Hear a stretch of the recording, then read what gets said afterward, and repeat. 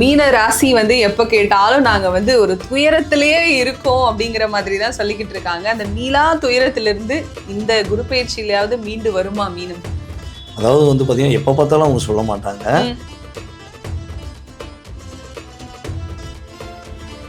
குடும்பம் சார்ந்த விஷயங்கள் எப்படி இருக்கு சார் இந்த காலகட்டத்தில்? குடும்பம் அப்படிங்கும்போது பாத்தீங்கன்னா பொதுவாகவே திருமண வாழ்க்கையை நம்ம எடுத்துக்கிடுவோம்.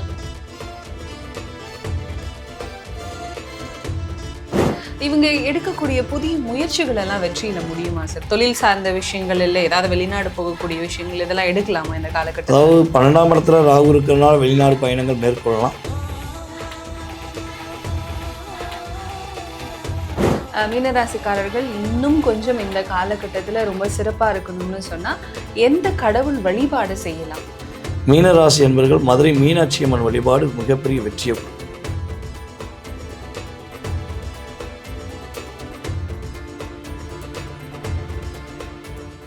ஃபோக்கஸ் ஆன்மீகம் நேயர்களுக்கு வணக்கம். நான் கலைப்ரியா பழனி. இன்னைக்கு நம்ம கூட யார் இருக்காங்க அப்படின்னா, வாழ்க நலமுடன் டிஜே சுந்தரபாண்டியன் சார் தான் இருக்காங்க. வணக்கம் சார். வணக்கம் மேடம். எப்படி இருக்கீங்க? நல்லா இருக்கு. சந்தோஷம் சார். பொதுவாகவே நம்மளோட வாழ்க்கையில நிறைய மாற்றங்கள் நடந்தாலும் அதுக்கு பின்னாடி ஏதாவது ஒரு காரணம் இருக்கும் அப்படின்னு சொல்லுவாங்க. ஆனா அதுக்கு பின்னாடி கிரகங்கள் அப்படிங்கிறது மிகப்பெரிய ரோல் பிளே பண்ணுது. நம்ம வாழ்க்கையில நடக்கிற ஒவ்வொரு நகர்வுகளுக்கும் அந்த கிரகங்கள் ரொம்ப முக்கியமான காரணமா இருக்கு. அதுவும் குரு பகவான் அப்படின்னு சொல்லும் போது அது இன்னுமே நம்ம வாழ்க்கையில ஒரு நல்லது நடக்குதா கெட்டது நடக்குதா அப்படிங்கறத இந்த குரு பகவான் டிசைட் பண்ற இடத்துல இருக்காரு இல்லையா? சோ இப்ப குரு பயிற்சி நடக்க போகுது. ஸோ இந்த குரு பயிற்சி பொதுவா எப்படி இருக்கு சார்? பொதுவாகவே பாத்தீங்கன்னா நவ கிரகத்தில் சுப கிரகம் குரு பகவான். இப்போ பாத்தீங்கன்னா ஒவ்வொரு கிரகங்களும் ஒவ்வொரு ராசியை விட்டு கிடக்கும். ஆனா அந்த குரு பகவான் மட்டும் ஒரு ராசியை விட்டு கடந்து வர்றாருன்னா எல்லாருக்குமே சந்தோஷம்.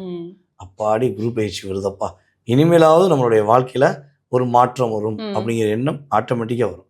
ஏன்னா எதுக்காக அந்த எண்ணம் வருதுன்னா, இப்போ 9 கிரகங்கள் சொல்றோம். இந்த 9 கிரகங்கள்ல 2 கிரகங்கள் நிழல் கிரகங்கள். ராகு பகவானும் கேது பகவானும் அவங்க ஒரு நிழல் கிரகமாகவே ஒரு சர்ப கிரகங்களாகவே கருதப்படுறாங்க. ஸோ மித்த 7 கிரகங்கள் சொல்கிறோம். இந்த 7 கிரகங்களில் பார்த்திங்கன்னா பொதுவாகவே கிரக ரீதியாக பார்க்கும்போது 7 கிரகங்களில் மிக ஒரு சுபர் அப்படின்னா அது நம்ம குரு பகவான் மட்டும்தான். ஸோ இந்த குரு பகவான் மட்டும்தான் முழுமையான சுபராக இருக்கார். அதாவது எல்லாருடைய வாழ்க்கையிலும் மாற்றத்தை கொடுக்கக்கூடிய விஷயம் குரு பகவான் கொடுக்கார். அதனால தான் அவர் கொடுக்கார். ஓகேவா? ஸோ இப்போ இந்த 2026 ஜூன் மாதம் குரு பயிற்சியானது ஒரு மிகப்பெரிய எதிர்பார்ப்பு இருக்குது. என்ன எதிர்பார்ப்பு அப்படின்னா, குரு பகவான் ஒரு ராசியை விட்டு ஒரு ராசியை கடக்க 1 வருடம் எடுத்துக்கிறாரு. ஓகே. சில நேரங்களில் பார்த்திங்கன்னா அதிசாரமாக முன்னாடி போவார், பக்கிரமாக பின்னோக்கி வருவார். ஸோ அதெல்லாம் இருந்தாலும் அவருக்கு அந்த இடத்த விட்டு கடந்து வர்றதுக்கு 1 வருஷம் அப்படின்னு சொல்லுவோம். ஸோ அப்படி இருக்கும்போது இப்போ நம்மளுடைய காலச்சக்கரத்துக்கு 3ஆம் இடத்துல இருக்க குரு பகவான் தற்போது 4ஆம் இடமான காலச்சக்கரத்துக்கு 4ஆம் வீடான கடகராசிக்குள்ள வரும். இந்த கடகராசி என்பது பார்த்திங்கன்னா குரு பகவானுக்கு மிகவும் பிடிச்சமான ராசி. கடகராசி தான் நம்ம குரு உச்சம் அடைகிறார். ஸோ தனக்கு பிடிச்ச வீட்டில் போய் நம்முடைய மக்கள் அனைவருக்கும் மிகப்பெரிய மாற்றத்தை ஒரு மகிழ்ச்சியோடு கொடுக்கக்கூடிய ஒரு அற்புதமான குரு பயிற்சியாக இருக்க போகிறதுனால தான் நம்ம எல்லாருமே இந்த குரு பயிற்சியை ரொம்ப எதிர்பார்க்கும். இது 12 வருடத்துக்கு ஒரு முறை தான் குரு பகவான் ஒரு சுற்று அப்படின்னு சொல்லுவோம் பார்த்தீங்களா? ஸோ ஒரு சுற்று சுற்றி அவர் இப்போ இங்கே உள்ளே வராரு. ஸோ மக்கள் அனைவருக்குமே மாற்றங்களும் ஏற்றங்களும் மகிழ்ச்சியும் சந்தோஷங்களையும் நிலையாக தரக்கூடிய அமைப்பில் குரு பகவான் அள்ளி அள்ளி கொடுக்கக்கூடிய ஒரு வள்ளலாக இருக்க போகிறார் என்பது உண்மை. கண்டிப்பா சார். இப்போ ஒவ்வொரு ராசிகளுக்கும் குரு பயிற்சி என்ன மாதிரியான பலன்களை கொடுக்குதுன்னு பார்க்கலாம் சார். கடைசி ராசியான மீன ராசிக்காரர்கள், மீன ராசி எப்ப கேட்டாலும் நாங்க ஒரு துயரத்திலேயே இருக்கோம் அப்படிங்கிற மாதிரி தான் சொல்லிக்கிட்டு இருக்காங்க. அந்த மீளா துயரத்திலிருந்து இந்த குரு பயிற்சியிலாவது மீண்டு வருமா மீனம்? அதாவது பார்த்தீங்கன்னா எப்போ பார்த்தாலும் அவங்க சொல்ல மாட்டாங்க. கிட்டத்தட்ட ஒரு 4 வருடமாக தான் அதிகமாக சொல்லுவாங்க. கிட்டத்தட்ட 4 வருடத்தில் ராகு பகவான் அவருடைய வேலையை காட்டினார். சனி பகவான் சிறப்பாக செதுக்கு எடுத்து செங்கல் எடுக்கிற மாதிரி வச்சு செஞ்சார். ஸோ இப்படிப்பட்ட நிலையில் இவங்க லைஃப்பில் மிகப்பெரிய அழுத்தம், மிகப்பெரிய போராட்டங்கள் இது நிறையா நடந்துருச்சு. சொல்லி மாளாது அப்படிங்கிற மாதிரி எல்லா விதமான கிரகங்களும் இவங்களுக்கு நிறைய பாதிப்பை கொடுத்தாங்க, பக்குவப்படுத்தினாங்க, நிறைய விஷயங்களை இவங்களுக்கு எடுத்து காட்டினாங்க. உறவுகள் யார், போலியான உறவுகள் யார், நட்பு எது, போலியான நட்பு எது, காதல் எது, அது தேவையில்லாத உறவு எதுங்கிறத ப்ரூஃப் பண்ணக்கூடிய காலகட்டமாக மெயினாக சனி பகவான் தான் செஞ்சார். ராகு மாயை கொடுத்தாரு, சனி பக்குவப்படுத்தினார், நிறைய பிரச்சனைகளை உருவாக்குனார். அந்த பிரச்சனை மூலமாக உண்மையான உறவுகளை நிலைநாட்டினார். ஸோ இப்படிப்பட்ட நம்மளுடைய மீனராசி என்பவர்களுக்கு ராசியின் அதிபதியே 4ஆம் இடத்துலேருந்து 5ஆம் இடத்துக்கு போகிறார். ஸோ இந்த 5ஆம் இடங்கிறது ஒரு அற்புதமான விஷயம். 5இல் குரு என்பது கெஞ்சினாலும் கிடைக்காதுன்னு சொல்லி ஒரு ஜோதிட பழமொழி இருக்குது. ஸோ அப்படிப்பட்ட நிலையில் குரு பகவான் 5ஆம் இடத்துக்கு போயிருக்கார். ஸோ 5ஆம் இடத்துல போகின்ற இந்த குரு பகவான் ஃபஸ்ட்டு பெஸ்ட்டாக இவங்களுடைய ராசியவே பார்க்க, ராசியின் அதிபதியே ராசியை பார்க்குறது மிகப்பெரிய யோகம். ஸோ அந்த நிலை இப்போ தான் வந்திருக்கு. அப்போ குரு பார்வை மூலமாக எவ்வளோ பெரிய மன அழுத்தம், எவ்வளோ பெரிய போராட்டம், எவ்வளோ பெரிய துரோகத்தை சந்தித்திருந்தாலும் அதிலிருந்து வெளியே வருவாங்க.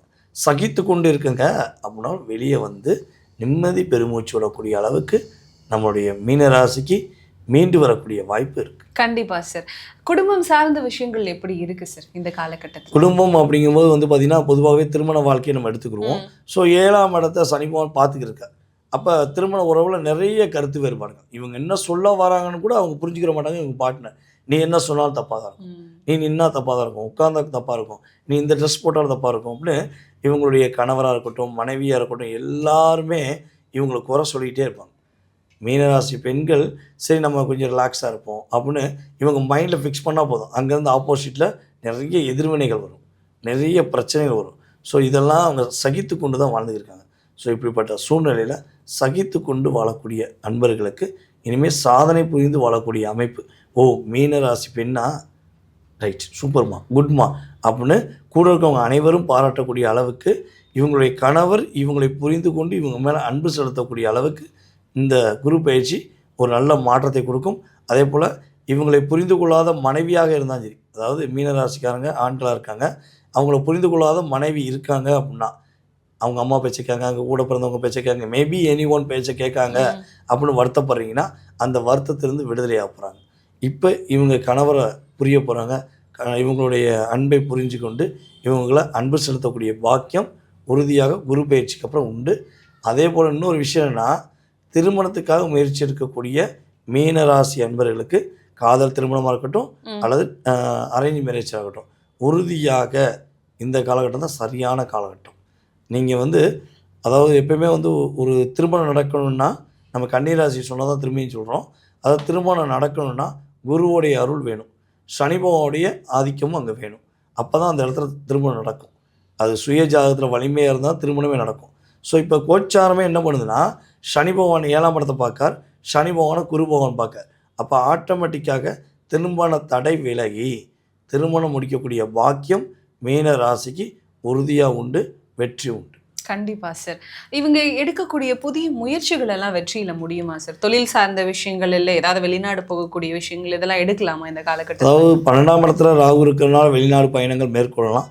ஸோ அந்த பயணங்கள் லாபமாக இருக்கும். ஆனால் லாபஸ்தானத்தை குருபவன் பார்க்க, அப்போ ஆட்டோமேட்டிக்காக மகரத்தை குருபவன் பார்க்கறதுனால புதிய தொழில் தொடங்குவதற்கான வாய்ப்பு. ஏன்னா காலச்சக்கரத்துக்கு 10ஆம் இடம் தான் மகரம். ஸோ அப்போ புதிய தொழில் சார்ந்த விஷயங்களும் முயற்சி உண்டு, அந்த முயற்சியில் வெற்றி உண்டு.